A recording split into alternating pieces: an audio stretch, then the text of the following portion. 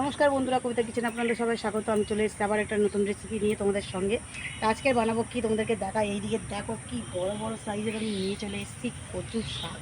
আর এটা অনেক ভিতরে জঙ্গলে হয়েছিল, প্রচুর জঙ্গল। আর আমাদের এখানে কিন্তু জোঁক কিন্তু ভর্তি হয়ে যায়, আর আমার প্রচণ্ড ভয় লাগে জোঁক দেখলে। তাড়াহুড়ো করে কিন্তু দাদা কেটে নিয়ে চলে এসেছে। আমি জাস্ট ওটাকে টেনে নিয়ে বেরিয়ে এসেছি, দেখতেই পাচ্ছ। আমার চাইতেও লম্বা কচুর শাকগুলো। আর এইটা কিন্তু ছোলা কচু বলে, তোমরা কী বলে অবশ্যই কমেন্টে জানাবে। আর আজকে চলো কচুর শাক দিয়ে চিংড়ি মাছ দিয়ে তরকারি করবো। কীভাবে করবো অবশ্যই ভিডিওটা পুরো দেখবে, দেখার জন্য অনুরোধ রইল। শেষ থেকে প্রথম থেকে শেষ অবধি দেখবে। আর কেমন লাগে তোমরা অবশ্যই আমাকে কমেন্টে জানাবে। ভিডিওটি ভালো লাগলে অবশ্যই চ্যানেলটাকে সাবস্ক্রাইব করবে, লাইক করবে, কমেন্ট করবে, অনেক অনেক করে শেয়ার করবে। তা চলো কচুর শাকটাকে কেটে নিই। এইদিকে দেখো কচুর শাক আমার কাটা রেডি হয়ে যাচ্ছে, আর এখনও বাকি রয়েছে এতটা কচুর শাক। আর এদিকে দেখো চিংড়ি মাছ হয়ে এসে রেডি একদম। এখনও চিংড়ি মাছটা পরিষ্কার করা হয়নি। তা চলো চিংড়ি মাছটাকে পরিষ্কার করে নিয়ে চলে আসি। তা চলো, এখানে জল আমি গরম করে নিয়েছি, দিয়ে দেবো কচুগুলো। একটু ভাপিয়ে নেব কচুগুলো। এখানে আমার কচুটা সেদ্ধ হয়ে গেছে, কচুটা আমি নামিয়ে নেব। একটা ঝুড়ি নিয়ে নিয়েছি, জলটাকে ভালো করে আমি চিপে নেব।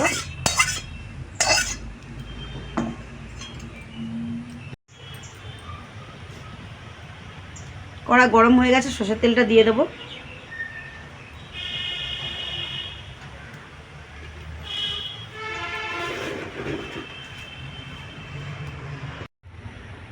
এখানে দেখো তেলটা গরম হয়ে গেছে, আমি ফোড়নে নিয়ে নিয়েছি শুকনো লঙ্কা, জিরে, গরম মশলা, তেজপাতা।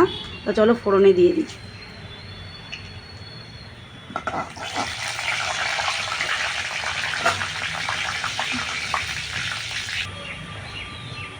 এখানে রসুন থেতো করে রেখে দিয়েছিলাম, রসুনটা দিয়ে দেবো। ভালো করে নিয়ে নেব রসুনটা, যাতে একটু লাল লাল হয়ে যায়, কাঁচা গন্ধটা চলে যায়।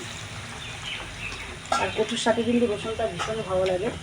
আর এখানে রয়েছে চিংড়ি মাছ, চিংড়ি মাছটাকে এবারে দিয়ে দেবো।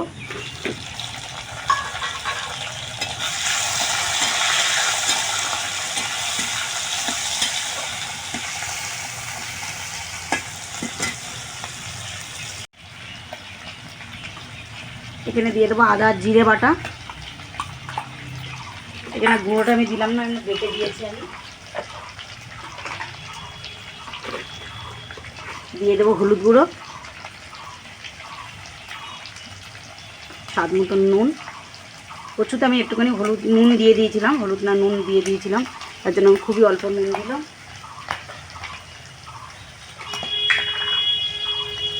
দিয়ে দেবো ঝাল লঙ্কার গুঁড়ো 2 চামচ। এরপরে মশলাটাকে ভালো করে কষিয়ে নেবো। একটু সামান্য জল দেবো যাতে না মশলাটা পুড়ে যায়।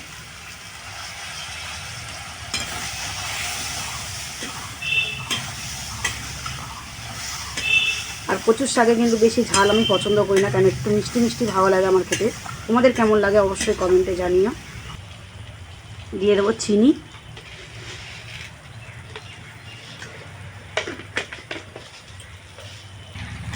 একটু নাড়াচাড়া করে নেবো মশলাটাকে। এদিকে দেখো আমার মশলাটা কষা হয়ে গেছে, এবার দিয়ে দেবো কচুর শাকটা। এদিকে দেখো কচুর শাকটা আমি জলটা পুরো ঝরিয়ে নিয়েছি, কচুর শাকটা দিয়ে দেবো আমি।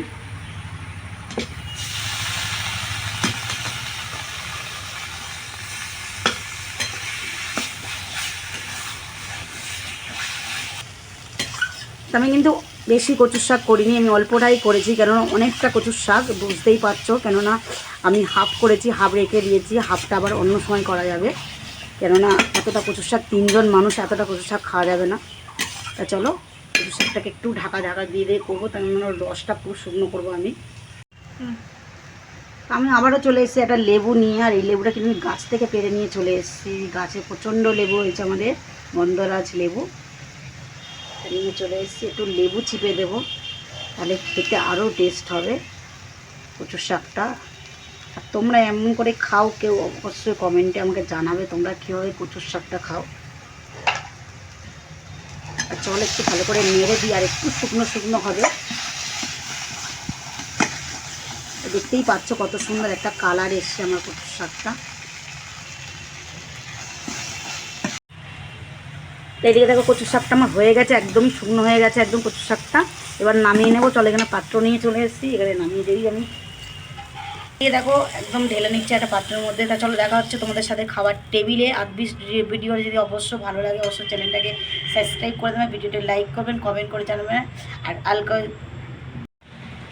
তা চলো তোমাদের সাথে দেখা হচ্ছে খাবার টেবিলে। ভিডিওটি যদি ভালো লাগে অবশ্যই চ্যানেলটাকে সাবস্ক্রাইব করবেন, ভিডিওটি লাইক করবেন, কমেন্ট করে জানাবেন, আর অনেক অনেক করে শেয়ার করবেন। আর পাশে থাকার জন্য তোমাদের সাথে অনেক অনেক অনেক ধন্যবাদ। তা চলো দেখা হচ্ছে তোমাদের সাথে খাবার টেবিলে। তো আমি চলে এসেছি গরম ভাতের সাথে প্রচুর শাক নিয়েছে। চলো খেয়ে দেখি কেমন হয়েছে খেতে। খুবই গরম ভাত।